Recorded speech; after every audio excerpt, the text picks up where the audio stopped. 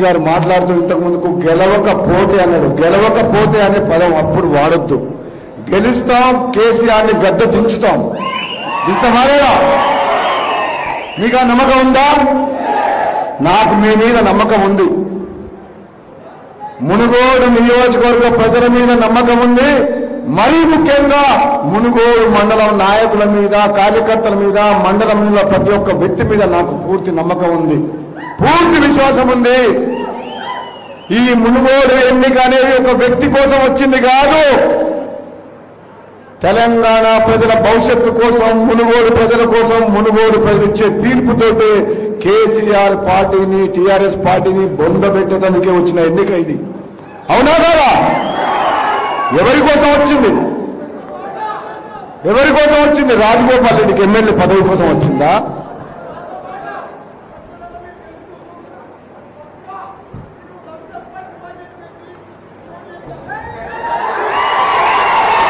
మీ అందరి సోదరులారా, నేను అమిత్ షా కలిసి వచ్చిన తర్వాత నేనైతే 4 గంటలు నిద్రపోతున్నా. నాకు ఇవాళ కొంచెం జ్వరం వచ్చినట్టుంది. అయినట్ట గోలు జ్వరం గోలు వేసుకుని వచ్చిన నెల రోజులే. రోజు 4 గంటలు ఏమనుకుంటున్నా, 20 గంటలు పనిచేస్తున్నా. అవసరమైతే 24 గంటలు పనిచేస్తా. కేసీఆర్ని గద్దె దింపుతాం తప్పితే భయపడేది లేదు, భయపడేది లేదు, వెనకడుగు వేసే ప్రసక్తే లేదు. మీ అందరికీ తెలుసు. అప్పుడు ఎమ్మెల్సీగా గెలిచిన తర్వాత ఇంకా నాకు 3 ఏళ్ళు ఎమ్మెల్సీ పదవి ఉండే. 2018లో మునుగోడు నియోజకవర్గం నాయకులు వచ్చి ఈ ప్రాంతం అభివృద్ధిగా లేదు, ఎమ్మెల్యేగా నువ్వైతేనే గెలుస్తామని చెప్తే 3 ఏళ్ల ఎమ్మెల్సీ పదవిని రాజీనామా చేస్తే మీరందరూ గుండెల్లో పెట్టుకొని నన్ను అభిమానంతో నన్ను గెలిపించారు. అవునా కదా? మరి గెలిపించిన మాట వాస్తవం. మీ మీద ప్రేమ ఉంది, మీ మీద విశ్వాసం ఉంది. మరి 3.5 ఏళ్లుగా నన్ను గెలిపించిన ప్రజలకు న్యాయం చేయలేక అసెంబ్లీ సాక్షిగా 119 నియోజకవర్గాలలో ఏ ఎమ్మెల్యే కూడా ఆ నియోజకవర్గ సమస్యలు కూడా నేను మాట్లాడిన మాట వాస్తవమా కాదా? ప్రతి సమస్య గురించి మాట్లాడినా. కానీ అసెంబ్లీలో మైక్ కట్టుకేయడం, ప్రభుత్వం ఒక రోజు ముఖ్యమంత్రి అపాయింట్మెంట్ కూడా ఇవ్వకపోవడం నిజంగా నాకు చాలా బాధ అనిపించింది. అన్నిటికంటే బాధ ఏంటంటే 90 మంది కాంగ్రెస్ పార్టీ, టీఆర్ఎస్ పార్టీ ఎమ్మెల్యేలు ఉన్నా సరే 18 మంది కాంగ్రెస్ పార్టీ ఎమ్మెల్యేలను గెలిపించి తెలంగాణ ప్రజలు ప్రతిపక్షంలో ఉండమంటే దుర్మార్గమైన ముఖ్యమంత్రి 12 మంది ఎమ్మెల్యేలు తీసుకుపోయి ప్రశ్నించే గొంతు లేకుండా ప్రజాస్వామ్యానికి గురి చేసిన మాట వాస్తవం కాదా? మరి ఆ రోజు నుంచి ఆలోచిస్తున్నా. 6 మిగిలినాం. జాతీయ స్థాయిలో కాంగ్రెస్ పార్టీ బలహీనపడ్డది. కాంగ్రెస్ పార్టీ మీద ప్రజలకు విశ్వాసం పోయింది. ఈ దుర్మార్గమైన పాలన, కుటుంబ పాలన పోవాలంటే ఆలోచించిన. నా ప్రజలకు న్యాయం చేయలేకపోతున్నా. గెలిపించిన ప్రజలు సంతోషంగా లేరు. అభివృద్ధికి ప్రభుత్వం సహకరిస్తలేరు. ముఖ్యమంత్రి కనీసం అపాయింట్మెంట్ ఇస్తలేరు. ఏదో ఒకటి చెయ్యాలి, ఈ దుర్మార్గం నియంత్రణ పాలన అంతమొందించాలని చెప్పి చాలా సందర్భాల్లో చెప్పిన. కాంగ్రెస్ పార్టీ బలహీనపడ్డది.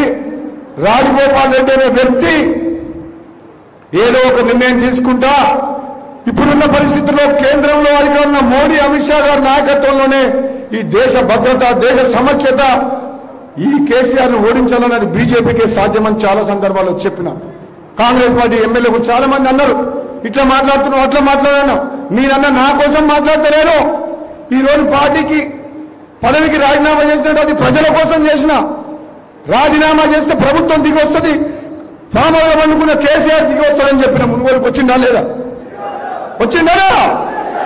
మరి ఈరోజు రోడ్లు కానీ, పెన్షన్లు కానీ, గట్టుపడ మండలం కానీ, గొర్రెలు కానీ ఏ పథకం కూడా రాష్ట్రంలో ఎక్కడ చేస్తలేరు, కానీ మునుగోడులో మాత్రం చేస్తున్నా. ఆ మాట వాస్తవమా కాదా? వాస్తవమా కాదా? ప్రభుత్వం దిగి వచ్చిందా లేదా? ఎట్లొచ్చింది? రాజీనామా. అవునా? ఎవరి కోసం రాజీనామా చేసినా? మీకోసమే కదా. మరి నేనేమడుతున్నా, పార్టీ మారినా, రాజీనామా చేసినా అది మునుగోడు ప్రజల కోసం, తెలంగాణ కోసం అంటున్నా. ఎవరో పనికిరాని వాళ్ళు 10 మంది మాట్లాడుతున్నారు. ఆ జిల్లా మంత్రి మన జిల్లాకు సంబంధించిన ప్రాజెక్టులను కేసీఆర్ దగ్గర కొట్లాడి తెప్పించలేడు, కానీ అంత ధైర్యం లేదు. కానీ మన గ్రామాల్లో కళ్యాణ లక్ష్మి చెక్కులు పంచుకుంటూ తిరుగుతున్న సిగ్గులేదు. ఒక మంత్రి సర్పంచ్ ఎంపీటీసీ చేయాల్సిన పని కళ్యాణ లక్ష్మి చెక్కులు పంచుతున్నంటే మీరు అర్థం చేసుకుని మంత్రి స్థాయి ఏందని. ఇప్పుడు ఇంకా దిగజారిండు. రాజీనామా చేసిన తర్వాత కేసీఆర్ మునుగోడుకు వచ్చిండు, సభ పెట్టిండు. మన 21వ తారీఖు ఉండే 20 తారీఖు నాడు సభ పెట్టిండు. ఆ సభకి ఎంతమంది వచ్చారు, మన సభకి ఎంతమంది వచ్చారు? ఎంతమంది వచ్చారు చెప్పండి.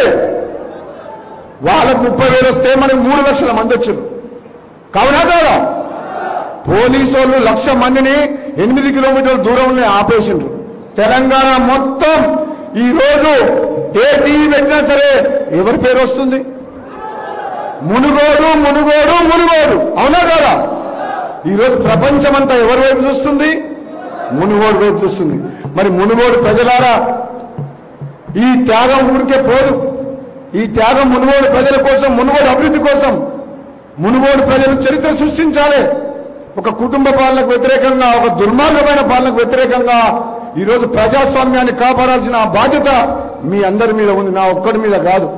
మీరు నన్ను ఎన్నుకొని నాకు పదవి ఇస్తే ఆ పదవికి న్యాయం చేయలేక రాజీనామా చేసి మీ పదవిని మీకు ఇచ్చిన. ఎవరైనా రాజీనామా చేస్తారా? ఒక నెల రోజుల ముందు సర్పంచో ఎంపీటీసో ఒక వార్డు మెంబర్ పదవిని వదిలిపెట్టుకోమంటే వదిలిపెడతారా? నిజంగా చెప్పండి. నాకు 18 నెలల సమయం ఉంది ఎమ్మెల్యేగా. ఎమ్మెల్యే పదవి నేను ఒకటే చెప్పినా, నా పదవి పోయినా పర్వాలేదు, ఈ ప్రాంత ప్రజలకు ప్రభుత్వం దిగొచ్చి పెన్షన్లు కానీ, రేషన్ కార్డులు కానీ, డెవలప్మెంట్ కానీ వాళ్ళు బాగుపడ్డా చాలు, నా పదవి లేకున్నా ఏం కాదని చెప్పినా. గతంలో కూడా హుజూరాబాద్ ఎన్నికలప్పుడు ఈటల రాజేందర్ దగ్గర దళిత బంధు ఇస్తుంటే నేను అప్పుడే చెప్పిన, మా దగ్గర కూడా మునుగోడులో ఇవ్వండి, దళిత బంధు కాదు బీసీ బంధు ఇవ్వండి, ఎస్టీ బంధు ఇవ్వండి, పేదరికంలో పేదలందరికీ ఇంటికి 10 లక్షలు ఇవ్వండి, నా పదవికి రాజీనామా చేసి పోటీ కూడా చేయ టీఆర్ఎస్ పార్టీ ఎమ్మెల్యేలను గెలిపిస్తా అని చెప్పిన ఆ రోజు. చెప్పలేదా? హాయ్ ఫ్రెండ్స్, మా టుడే టుమారో యూట్యూబ్ ఛానల్ చూస్తున్నందుకు చాలా థ్యాంక్స్. మరిన్ని లేటెస్ట్ వీడియోస్ కోసం వెంటనే సబ్స్క్రైబ్ చేయండి. అలాగే ఈ బెల్ ని కూడా రింగ్ చేసేయండి. మా నోటిఫికేషన్స్ అన్ని మీ మొబైల్లో వస్తాయి. అలాగే మా వీడియోస్ మీకు నచ్చితే లైక్ చేయండి, షేర్ చేయండి, నచ్చకపోతే కామెంట్ చేయండి.